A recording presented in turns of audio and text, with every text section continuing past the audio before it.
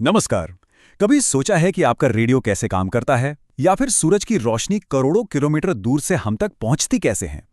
इन सबका जवाब एक ही चीज में छुपा है, विद्युत चुंबकीय विकिरण।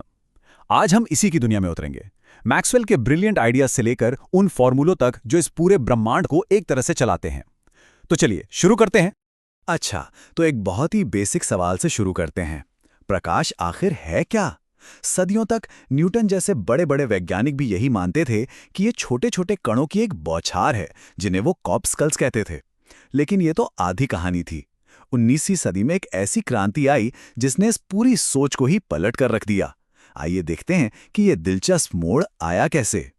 आज का हमारा सफर कुछ ऐसा रहेगा। सबसे पहले हम देखेंगे कि कैसे प्रकाश को कण मानने की सोच से हम तरंगों तक पहुंचे। फिर हम समझेंगे कि ईएम तरंग आखिर होती क्या है। इसके बाद हम रेडियो से लेकर गामा किरणों तक के पूरे परिवार यानी स्पेक्ट्रम को जानेंगे, कुछ मजेदार कैलकुलेशन भी करेंगे और आखिर में आपके लिए एक क्विक रेफरेंस गाइड भी होगी। तो चलिए अपने सफर के पहले पड़ाव पर चलते हैं, कणों से तरंगों तक। ये विज्ञान के इतिहास का वो मोड़ था जिसने प्रकाश को देखने का हमारा नजरिया हमेशा हमेशा के लिए बदल दिया। ये बदलाव आया दो जीनियस वैज्ञानिकों की वजह से। देखिए 1870 में जेम्स क्लर्क मैक्सवेल ने सिर्फ कागज और कलम से, मतलब गणित से, ये भविष्यवाणी कर दी कि बिजली और चुंबकत्व मिलकर तरंगे बना सकते हैं जो प्रकाश की रफ्तार से चलती हैं। फिर कुछ साल बाद हेनरिक हर्ट्ज ने अपने एक्सपेरिमेंट से मैक्सवेल की इस थ्योरी को सच साबित कर दिया। उन्होंने वाकई में दिखा दिया कि हाँ, ये अदृश्य तरंगे मौजूद हैं और स्पेस में ट्रैवल कर सकती हैं। ये एक जबरदस्त खोज थी। तो अब सवाल उठता है कि ये ईएम तरंगे यानी इलेक्ट्रोमैग्नेटिक वेव्स आखिर हैं क्या चीज़? ये बनती कैसे हैं और चलती कैसे हैं? चलिए अब इन तरंगों की बनावट को जरा करीब से देखते हैं। स्क्रीन पर एक ईएम वेव की बनावट देखिए। कल्पना कीजिए कि ये एक साथ 3 डायमेंशंस में डांस कर रही है। एक्स एक्सिस पर यह सीधी आगे बढ़ रही है। ठीक उसी वक्त लाल रंग वाला इलेक्ट्रिक फील्ड ऊपर नीचे यानी जेड एक्सिस पर नाच रहा है और नीले रंग वाला मैग्नेटिक फील्ड अगल बगल यानी वाई एक्सिस पर। और सबसे कमाल की बात क्या है, ये तीनों चीजें, चलने की दिशा, इलेक्ट्रिक फील्ड और मैग्नेटिक फील्ड, हमेशा एक दूसरे से 90 डिग्री पर यानी परपेंडिकुलर होती हैं, एक साथ एक ही ताल में। इन ईएम तरंगों की कुछ और खासियतें भी हैं। पहली, जैसा हमने देखा, इलेक्ट्रिक और मैग्नेटिक फील्ड हमेशा एक दूसरे के परपेंडिकुलर होते हैं। दूसरी, और ये बहुत ज़रूरी है, कि इन्हें चलने के लिए किसी मीडियम की ज़रूरत नहीं होती।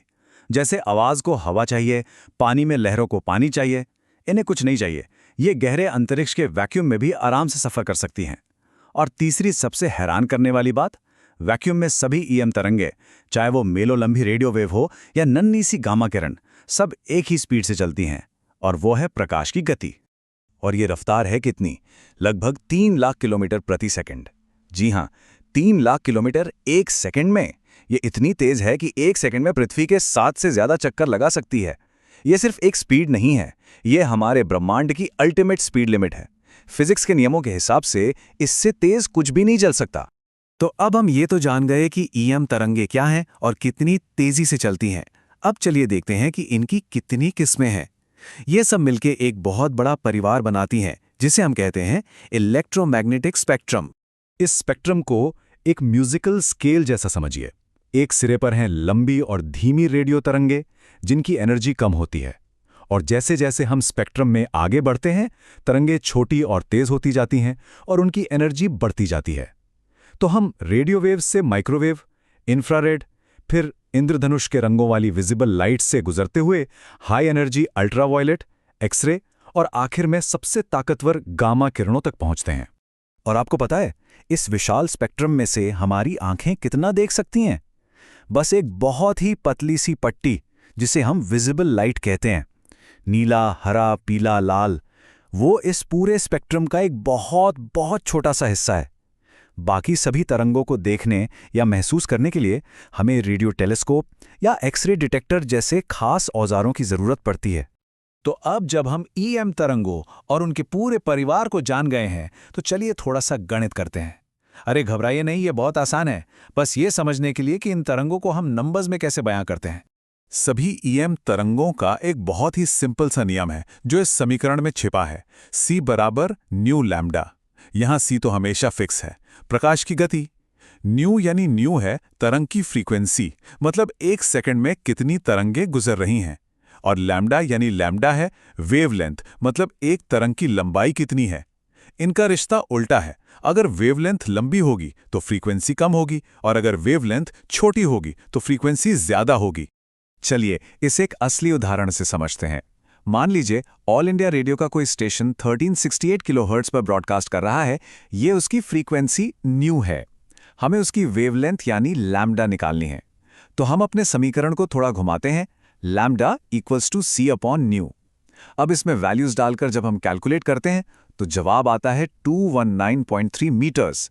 इसका मतलब है कि उस स्टेशन से निकलने वाली हर एक रेडियो वेव 219 मीटर से भी ज्यादा लंबी है। अच्छा, अब इसका उल्टा करते देखते हैं। हम जानते हैं कि हमारी आंखें लगभग 400 नैनोमीटर यानी बैंगनी रंग से लेकर 750 नैनोमीटर यानी लाल रंग की वेवलेंथ को देख सकती हैं। अगर हमें इनकी फ्रीक्वेंसी निकालनी हो तो हम फॉर्मूला इस्तेमाल करेंगे nu is equal to C upon lambda. और जब हम कैलकुलेट करते हैं तो पता चलता है कि हमारी आंखें हर सेकंड 400 ट्रिलियन से 750 ट्रिलियन तरंगों को पकड़ सकती हैं। मतलब कमाल है।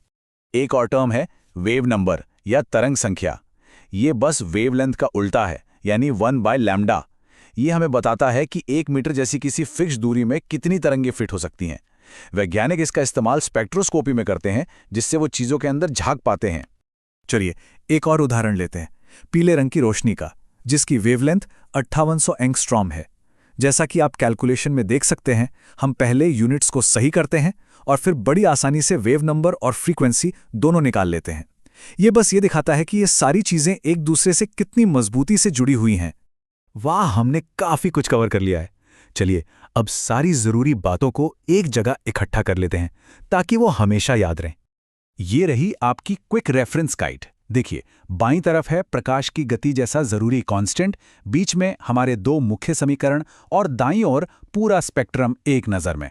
सबसे ज्यादा एनर्जी वाली गामा किरणों से लेकर सबसे कम एनर्जी वाली रेडियो तरंगों तक। इसे आप कभी भी रेफर कर सकते हैं। तो आज हमने ये अच्छी तरह समझ लिया कि प्रकाश एक तरंग है, लेकिन विज्ञान की दुनिया हमेशा सरप्राइज से भरी होती है। क्या हो अगर मैं कहूं कि प्रकाश एक कण भी है? ये कैसे हो सकता है? खैर, ये क्वांटम फिजिक्स का एक और अद्भुत रहस्य है, जिसे हम शायद किसी और दिन सुलझाएंगे।